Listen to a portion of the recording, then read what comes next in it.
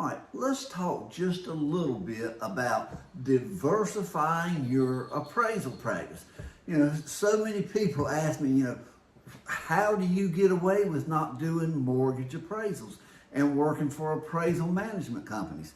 And that was just a business decision that I made about 3 years ago, and it really did change my life.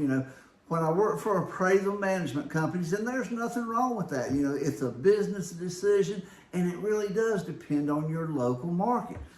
But when you work for them, they have a certain way of doing business, and one of those ways includes lots of emails and calls. They're in constant contact wanting to know when you're going to get the appraisal done. And I'm thinking, well, if I didn't have to answer all these calls and emails, I'd probably get it done a lot sooner. And then, of course, you got to go through a lot more hoopla, if you will, when you're doing these mortgage appraisals, for federally related transactions. There's a lot more people looking at it, and you just got to go through, you're going to get revision requests, and some of them are probably warranted, but there's a lot of them that are really, I don't know how to say it, they're just a waste of time, guys. And they're asking you questions, and you're thinking, is this person on the other end really an appraiser? Why are they asking me questions like this that a licensed or certified appraiser ought to already know the answer?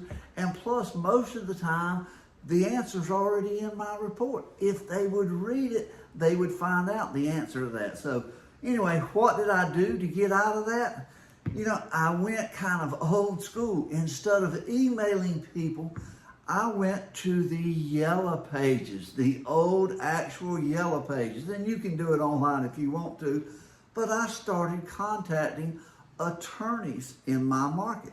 I looked up the ones that handled estate work, divorce work, and I sent them an old-fashioned letter, put a stamp on the envelope, and I did a form letter, but I actually put a little note on each one and personally signed it. And you'd be surprised how many calls I got back where these people are looking for somebody that is good to do their work for them. And, unfortunately, it's the times we live in, but there are a lot of divorce appraisals, guys. And even also, depending on your market, I'm in a market that's a resort area and a big retirement area, and there's a lot of estate work. Whether you want to do divorce appraisers or estates or, even the IRS appeals, pre-listing, there's a lot of work that are pre-purchase or pre-listing. There's measurement services for those that want to get the home measurement specialist, whether it's buyers and sellers or agents that want to get homes measured before they move forward.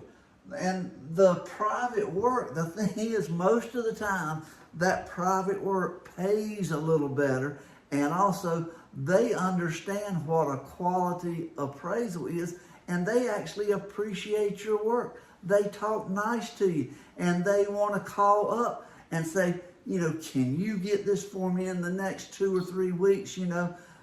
What's your time frame? They actually treat you with respect. They treat you like a professional. Imagine that, an appraiser treated like a professional instead of somebody being talked down to and rushed and kept on schedule like they're in grade school. So guys, there's a lot of work that can be done, and even appraisal review work, if you want to do that, it's not quite as bad. It's a little more, intense than these other things. But these things, these are not that hard to get into, and it can change your appraisal business. Even if you cut back 25% or 50%, whatever, the percentage is, this is good work. They need good people to do this kind of work. Tax people that want to go to court cases and need a professional appraiser that's willing to go to court and testify. Now, that's not for everybody, but there's a lot of us, that feel strong about our work, and we don't mind going and sharing the opinions and getting on, from the prosecuting side, who's going to try to tear you all to pieces and, make your report look bad. But, if you've done a good report and you know how to talk about it, that's a really good part of the business. There's a lot of things you can do if you want to diversify your appraisal business. So check them out, guys. Do a few of them, Make sure you feel competent to do it, but there's not that much difference. And it's a really good way to change your appraisal business for the better.